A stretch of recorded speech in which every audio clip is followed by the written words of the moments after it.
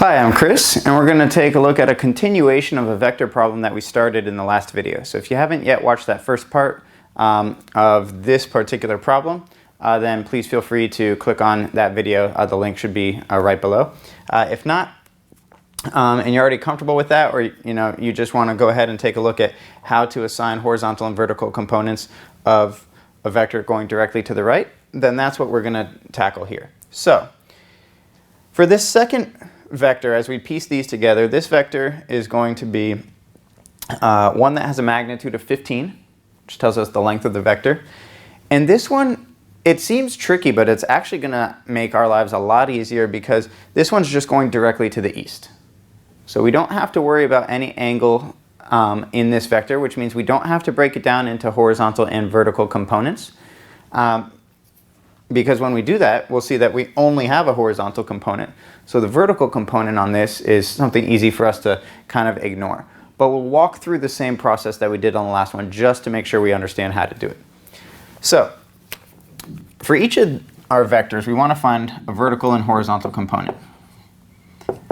Now your horizontal component on this, since we don't have an angle involved, we don't have to worry about SOHCAHTOA. So all we care about is what direction our vector is heading. It's heading directly to the east, so there's no angle involved. So our horizontal component here is going to be equal to the actual magnitude of the vector itself. It's going to be 15.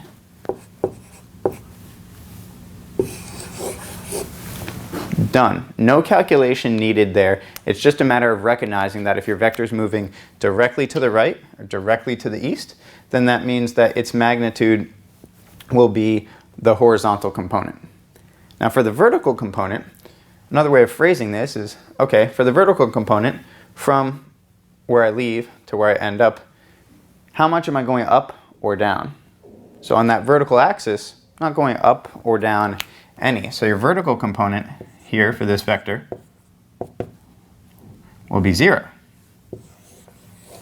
Again, because there's no angle involved, there's no calculation needed. You don't have to do a mathematical calculation, don't have to take out the calculator, don't have to worry about SOHCAHTOA, but you just have to make sure that you understand if you're going directly in the horizontal direction, then the magnitude of the vector itself will equal your horizontal component and you'll have no vertical component.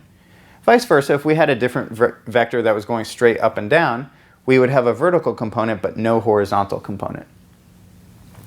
If you take a look at our next video, we're going to add on a third vector to this problem, calculate those components, and then finally we're going to calculate the resultant vector that we have when we piece all three of those vectors together. So feel free to go ahead and watch that now or visit our website if you have further questions. Thanks for watching.